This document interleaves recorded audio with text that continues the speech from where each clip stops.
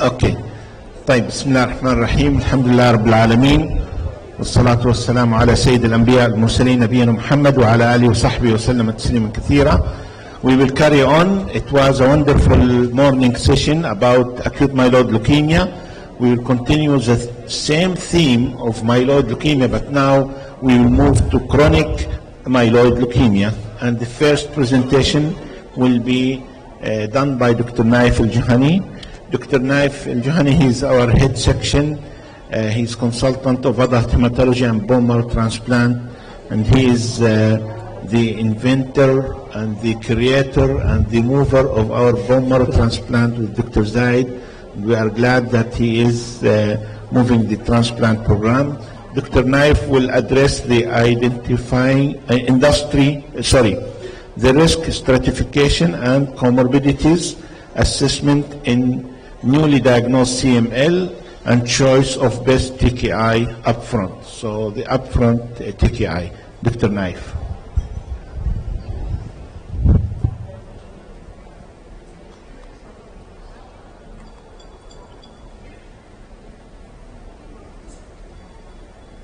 Okay. Bismillah ar-Rahman ar-Rahim. Can you hear me? Okay. Keeps falling. So I will talk about risk stratification, patient profile, and the choice of best TKI upfront. The next presentation will be given by Dr. Binyam. He will talk about moving to treatment-free remission in the field of chronic myeloid leukemia. So I'll focus more on the patient profile, patient comorbidities.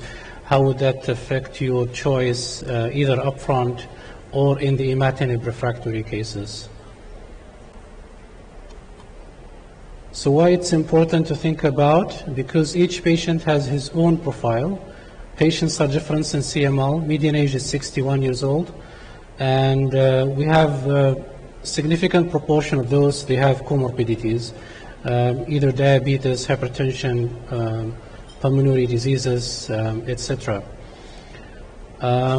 So it is acknowledged and recommended that the choice of the TKI must take into account the safety and the patient characteristics, especially age and comorbidity, and they might be predictive of particular toxicities with the different TKIs. This is a statement from the ALN 2013 recommendations. So we know TKIs have unique adverse event and toxicity profile, and those adverse events, they can be more in patients who has an existing comorbidities. For example, pleural effusion with Dasatinib, it will be seen more and in patients who has underlying pulmonary disease. So that's why it's important whenever you select a TKI to make sure the patient has no underlying comorbidity that might increase the risk of the adverse events. There are different types of comorbidities, as you can see, that need to be put into consideration. Those are the exclusion criteria for Dasatinib and Nilotinib. As you can see, Dasatinib has included patients with diabetes, hypertension, significant resting bradycardia, the use of pacemaker, and low ejection fraction. But Nilotinib excluded those kind of patients. And patients who had recently had CHF or MI within 3 months, angina, long QT syndrome, they have been excluded also from both sides. This table really summarizes all the common toxicities we see with different TKIs, from Imatinib to Ponatinib. As you can see, the most hemotoxic TKI is Dasatinib, and also Bozatinib if it's given as a second-line treatment for CML. The least hematotoxic one is Nilotinib, and Imatinib is intermediate toxicity. In terms of non-hematologic toxicity, it's different. Everyone has his unique profile. Imatinib common to give you edema, GI effect, and also give you something called low manifestation kind of chronic adverse events like fatigue, muscle aches that can affect quality of life for patients. Nilotinib, well known to give high pancreatic enzymes, high bilirubin, liver issues, rash, and QT prolongation. So it's important to do screening ECGs, etc. Dasatinib can give you pleural and pericardial effusion. Bozatinib can give diarrhea, pleural effusions, and high lipase. And ponatinib is also high lipase pancreatitis, rash, hypertension, and hepatic toxicity. In terms of vascular toxicity, it's the least one is imatinib and bozatinib. You see some vascular toxicity with some case reports about nilotinib giving strokes, etc. And ponatinib is well known to give peripheral arterial disease. This is the final the 5-year study results of the Dasatinib trial comparing Dasatinib versus Imatinib in treatment-naive CML patients. As you can see, toxicity are different between the two groups. As we mentioned, toxicity overall can occur in about 16% versus 7% Dasatinib to Imatinib respectively. So it's seen and common. This is again showing the different toxicity profile in the Dasatinib trial, and the blue ones favor Dasatinib and the yellow ones favor Imatinib.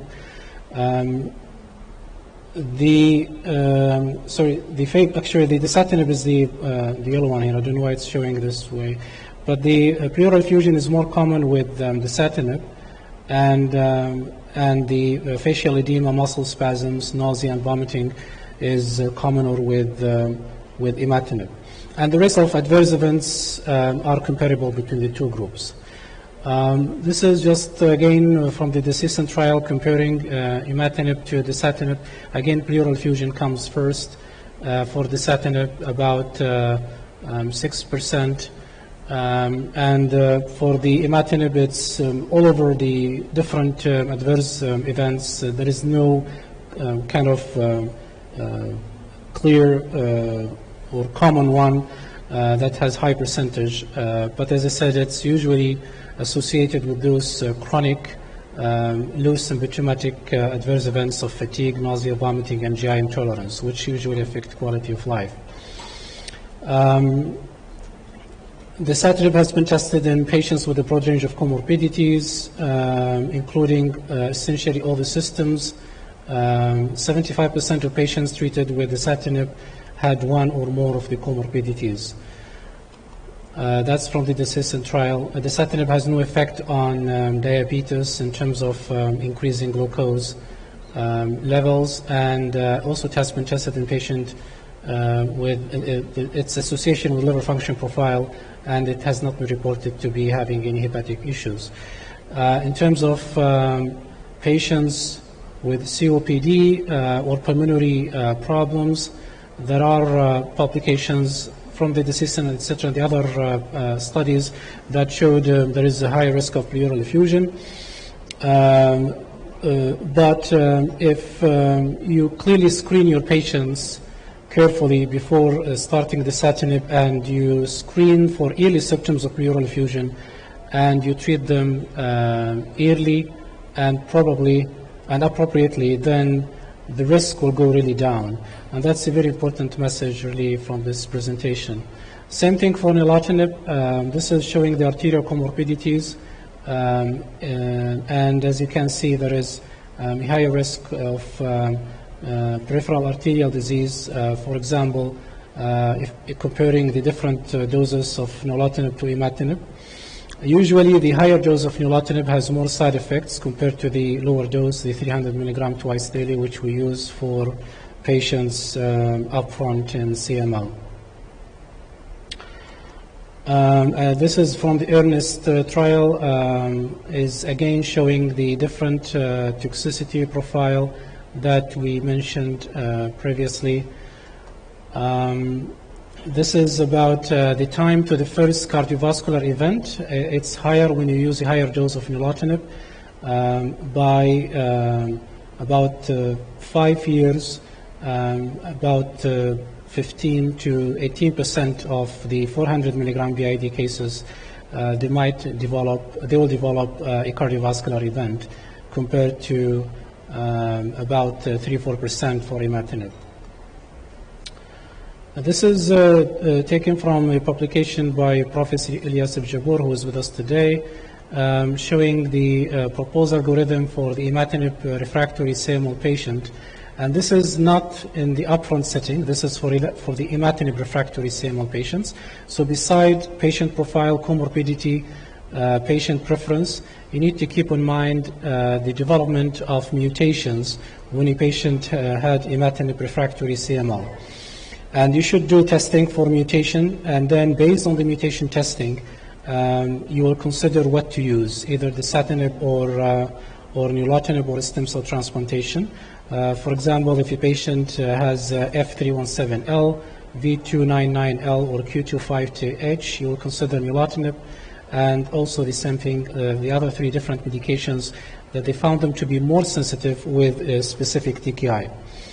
If there was no mutation, then the next step will be considering patient underlying comorbidity and patient profile. Patient with hypertension, pulmonary disease, COPD, will consider nilotinib, and patients with severe diabetes or history of pancreatitis, you will consider dasatinib or cardiovascular disease. I will just briefly go over the baseline risk assessment. This is from the NCCN guideline 2019, which incorporate the Hasford and Sokal score in the choice of the TKI chronic phase CML. So as we mentioned, you have to take into account patient comorbidity, drug toxicity, patient profile, etc. And you have to do really very accurate monitoring of any drug toxicity and appropriate management after that. Based on this NCCN guideline, you should take the risk score into account. So low risk score, they recommend first to use first generation TKI imatinib, 400 milligram once daily, category 1, and then the second generation TKI for low risk score comes in alphabetical order, as you can see, bozatinib, dasatinib, or nilotinib, based on the patient profile.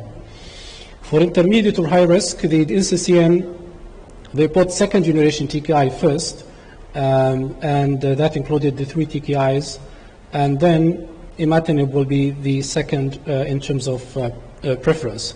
And they mentioned down here that it's based on long-term follow-up data from the Dasatinib trial and the EARNEST trial, and preliminary data from the B4 trial. Second generation TKI are preferred for patients with intermediate or high risk Hasford or Sokal score.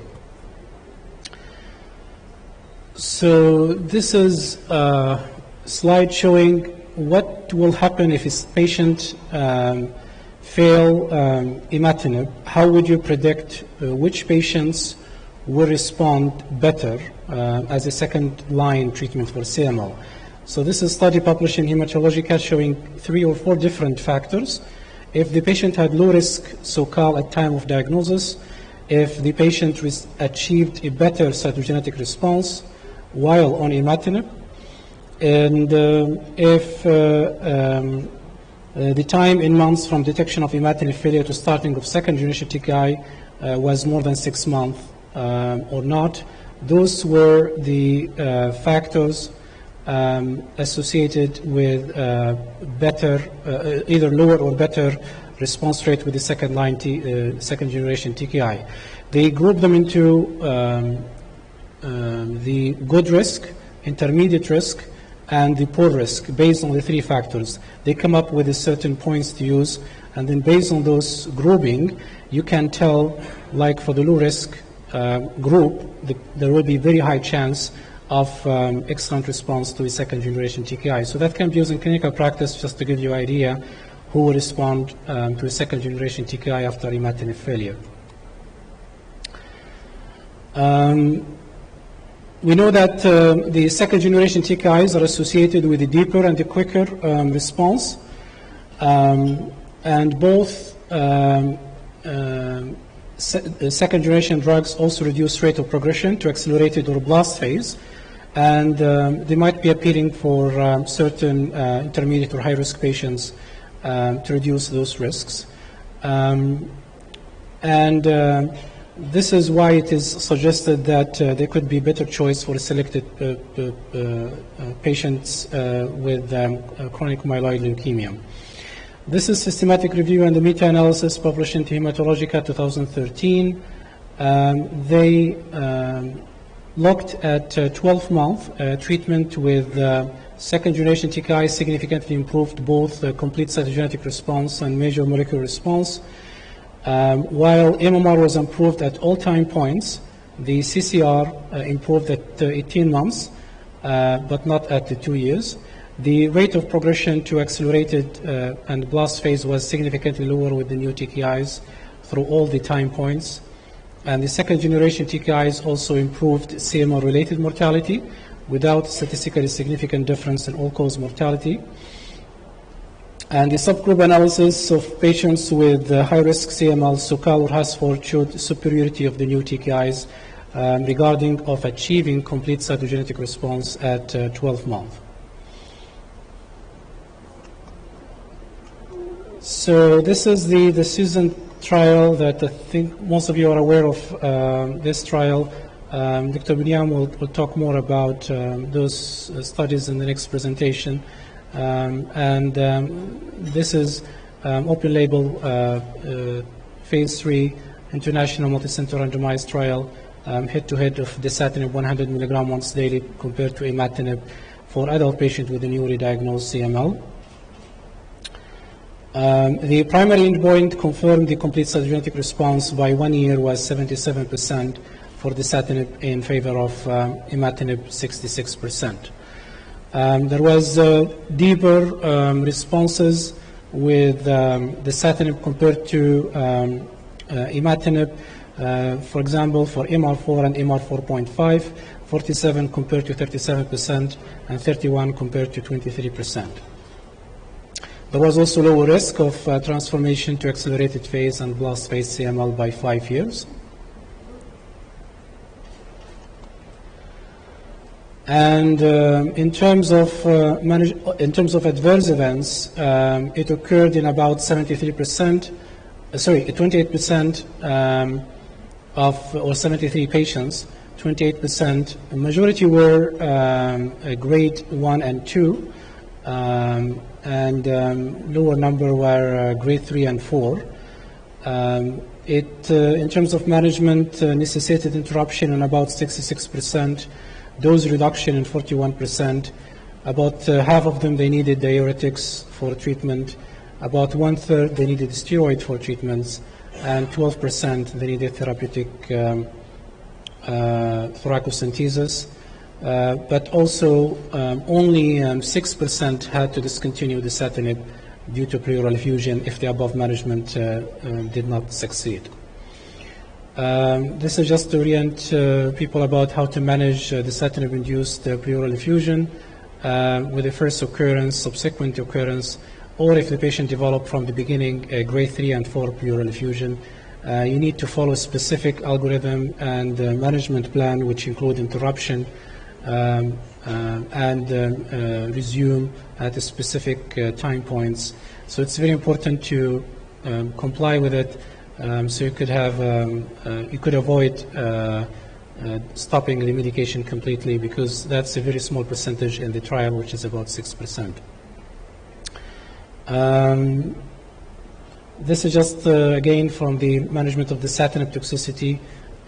The only thing I want to mention here is the pulmonary arterial hypertension, which could happen in some patients at a small percentage. If this happens, usually it is reversible, and you need to discontinue the treatment permanently.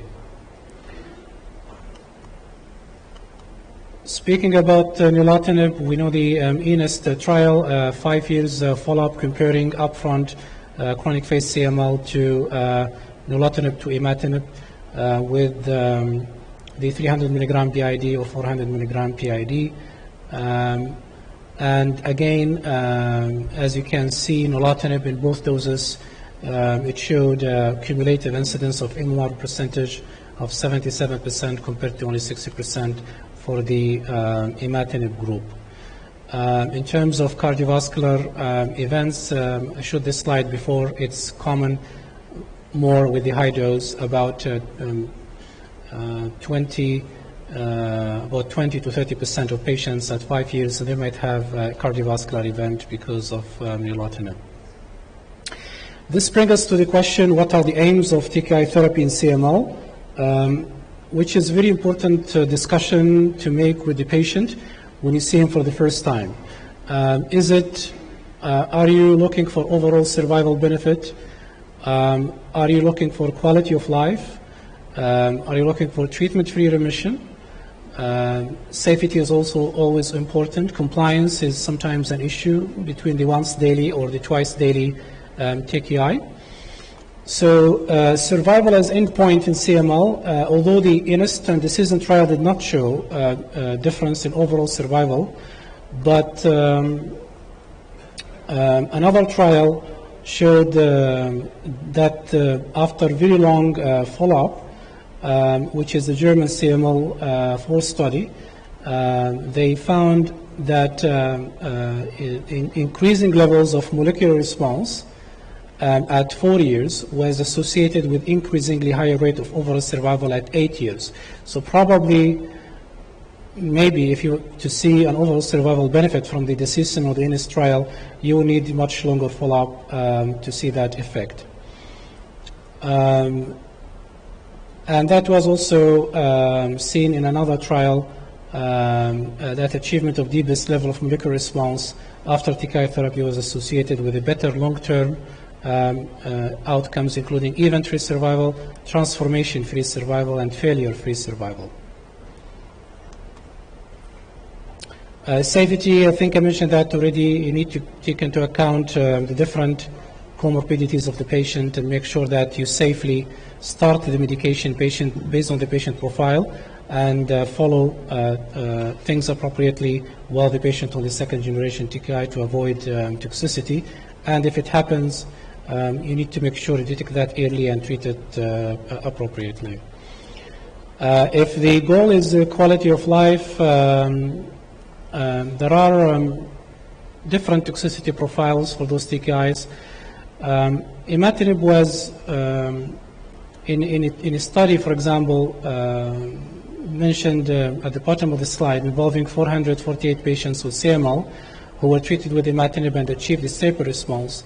At least 25% of those patients reported severe symptoms. And this is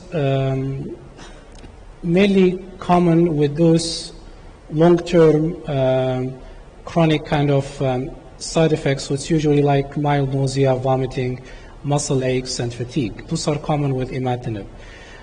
Also, the independent Imatinib long-term side effect study, or ILTE study, assists patients in complete cytogenetic response after 2 years on Imatinib, and reported an increase in the proportion of patients with non-serious adverse events over time, 34% and 52% at 6 and 8 years respectively.